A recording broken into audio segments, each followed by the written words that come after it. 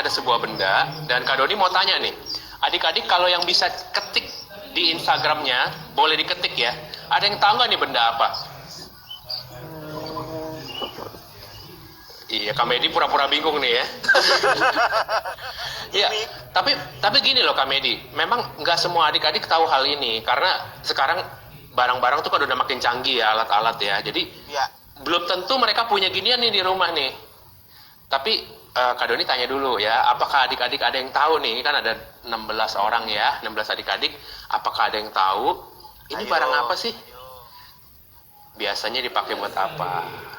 Pada jawab tuh Akan Kak. dilihat Ada dulu. Jaden, Jordi. Dira dari Apa jawabannya? Cetakan apa tuh? Es batu. Benar sekali. Ini cetakan es batu. Dan gunanya ya jelas untuk membuat es batu ya. Ini ada contohnya, es batu yang udah jadi seperti ini ya. Ini kelihatan ya. Tuh, 1 gelas full es batu. Siapa yang suka es batu? Coba diangkat kakinya, tangannya ya. Hampir aku angkat kaki Kak. Iya, semua adik-adik di sini Kak Doni percaya pasti suka ya es batu. Apalagi kalau lagi panas-panas ya, siang hari, habis capek lari-larian ya. Mamanya juga lari-larian ngejar anaknya ya, pasti tuh panas banget gitu ya.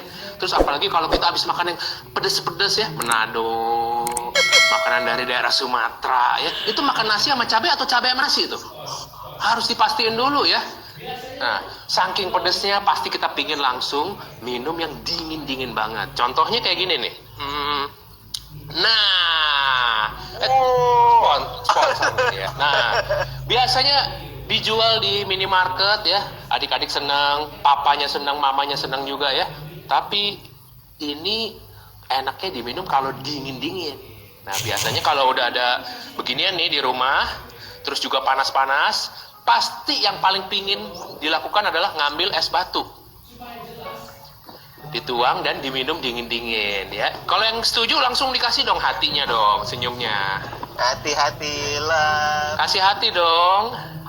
Nah, supaya jelas, Kak Doni udah nyiapin. Tapi ini kalau es batu bisa berfungsi dengan baik kalau es batunya benar-benar beku dan dingin banget. Dan itu akan memberikan kenikmatan yang maksimal buat minumannya. Segernya pol. Nah, thank you hatinya. Nah, supaya jelas di Instagram atau di kamera, Kak Doni udah nyiapin nih kemarin.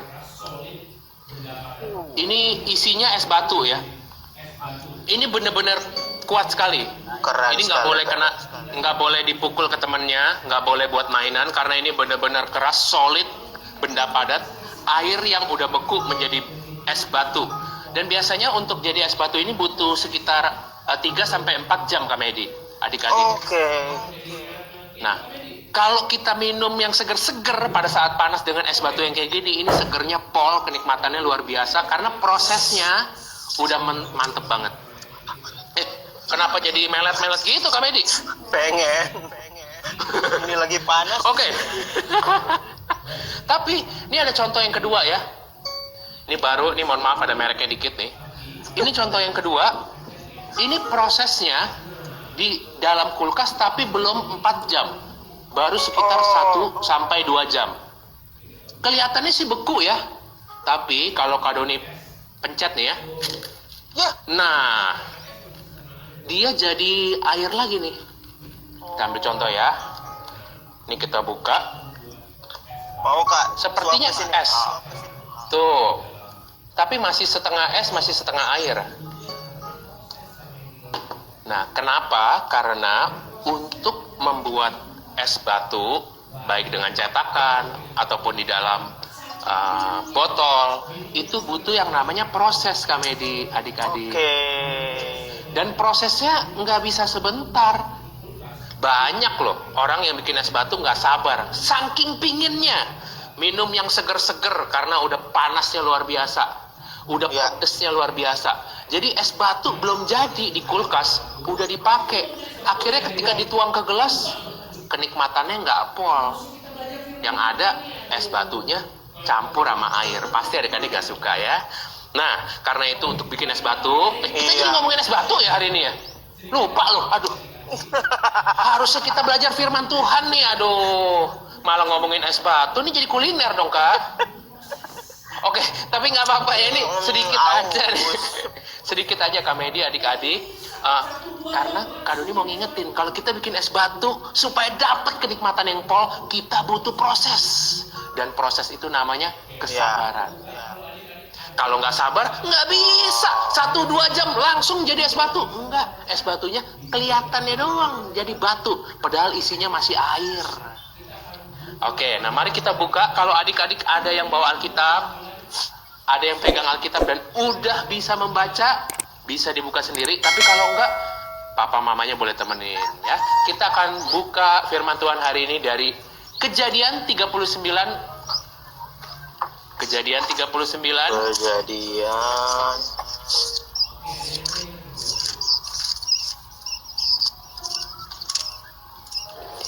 Tiga puluh sembilan. Ketemu aku. Oke, ayatnya yang ke-20. Oke, 39 ayatnya yang ke-20. Minta Kak Medi boleh bantu bacakan, Kak? Boleh dong. Yuk adik-adik, kamu yang sudah ketemu. Lalu Yusuf ditangkap oleh tuannya dan dimasukkan ke dalam penjara, tempat tahanan-tahanan raja dikurung. Demikianlah Yusuf dipenjarakannya di sana. Nah, adik-adik yang sering ikut sekolah minggu pasti tahu ceritanya Yusuf. Sebelum peristiwa ini terjadi, Yusuf dijual sama kakak-kakaknya. Dan kemudian ada yang membeli dan dibawalah ke tanah Mesir yang kaya. Nah, tapi nggak semuanya enak di sana.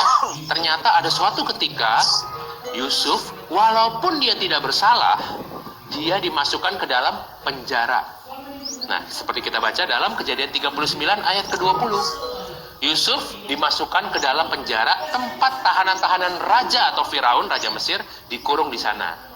Nah, selama di penjara tentu kalau orang nggak salah pasti bete banget dan dia kesel banget. Rasanya pingin ngomong langsung, "Woi, saya nggak salah nih, kenapa saya di sini? Tolong keluarin saya." Tapi itu tidak dilakukan oleh Yusuf.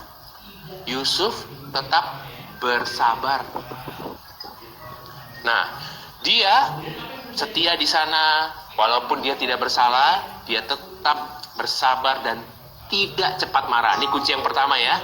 Dia tidak cepat marah, dia tetap bersabar di sana. Dan kemudian apa yang terjadi? Kita akan buka dari Kejadian 40 ayat yang pertama sampai yang ketiga. Nah, coba adik-adik cepet nih. Kalau yang udah ketemu boleh komen ya di IG Live. "Kak, saya udah ketemu nih," atau angkat tangannya. Terima kasih hatinya. Ya, ini yang kasih hati nih lagi buka firman Tuhan nih pasti nih. Oke. Kejadian 40 ayat 1 sampai 3. Kita lihat lanjutannya ya. Setelah Yusuf di penjara, apa sih yang terjadi berikutnya? Orang nggak salah kok di penjara, tapi dia tetap sabar, tidak cepat marah. Kak Doni bacakan.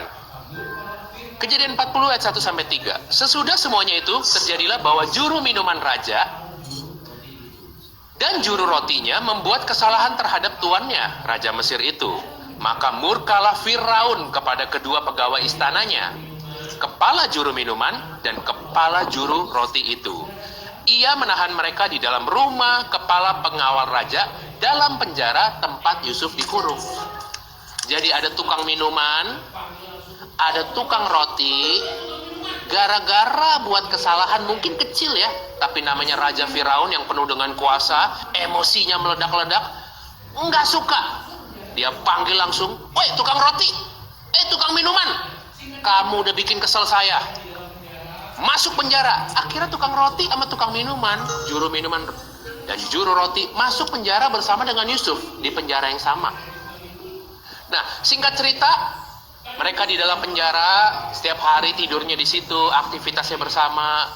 Dan suatu ketika tukang roti sama tukang minuman mimpi. Adik-adik ada yang suka mimpi? Pasti ada ya. Kak Doni juga kemarin malam mimpi nih ya, tapi mimpinya tuh macam-macam. Kadang-kadang suka aneh-aneh. Nah, tukang minuman sama tukang roti juga minumnya aneh-aneh nih Kak. Ya minumnya, mimpinya. Dia mimpinya aneh-aneh, sampai ketika bangun pagi, dia keringetan, dia gelisah, mukanya pucat. Dan Yusuf, karena dia disertai Allah, dia tahu kegelisahan orang.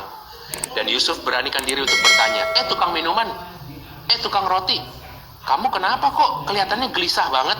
Dan kemudian mereka bercerita tentang mimpinya yang aneh-aneh itu. Dan oleh Yusuf, mimpinya itu oleh pimpinan Tuhan diartikan, dijelaskan. Apa maksud dari mimpi tukang minuman dan tukang roti? Wow. Singkat cerita, apa yang diartikan oleh Yusuf benar terjadi. Wih. Dan tukang minuman boleh kembali ke istana raja, menjadi pekerja membantu Raja Firaun. Tapi sebelum kembali ke istana, Yusuf berpesan seperti ini. Tukang minuman, saya kan udah bantuin kamu nih, ngartiin mimpi kamu. Pesan saya cuma satu, tolong dong bantu. Nanti kalau kamu udah balik ke istana raja, tolong kasih tahu ke Firaun bahwa saya nggak salah di sini. Saya udah bantuin kamu, bahkan ngartiin mimpi, dan itu semua benar. Wow. Nah, kalau saja tukang minuman ingat pesannya Yusuf, ketika balik istana raja, apa yang dia lakukan? Pasti dong dia cepat-cepat ngasih tahu raja, raja, aku nih dibantu loh sama Yusuf. Dia nggak salah apa-apa, dia baik di penjara. Bahkan dia bantuin aku untuk ngartiin mimpi, dan aku bisa kembali ke istana bekerja untuk raja. Enak kan ya? Kalau seperti itu enak banget. Tapi cilakanya, tukang minuman lupa. Dia nggak menyampaikan. Akhirnya Yusuf nggak ada yang bantu, tetap di penjara sampai 2 tahun kemudian. Wow. Tambah lama sekali di penjara. Tentu kalau orang nggak sabar, dia udah kesel banget. Kenapa sih lu? Gue udah bantuin ngartiin mimpi lu. Gue udah bantuin supaya lu balik lagi kerja di istana. Gue cuman pesen satu supaya lu kasih tahu Raja Firaun. Malah sekarang lu lupa.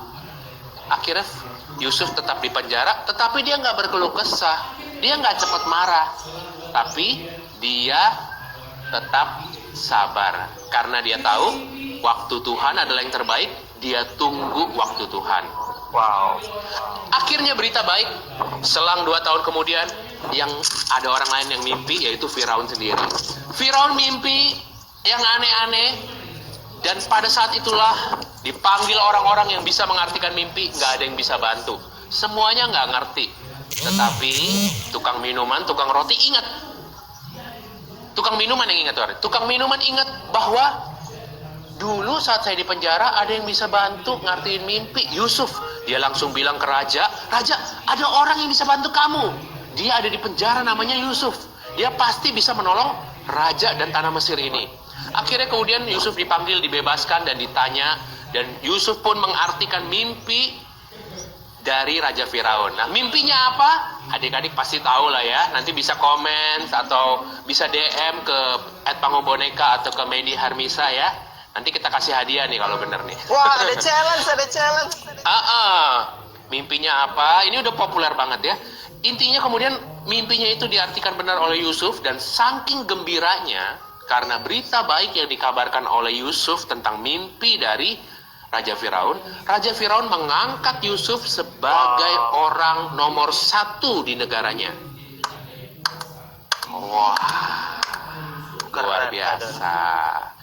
Nggak ada yang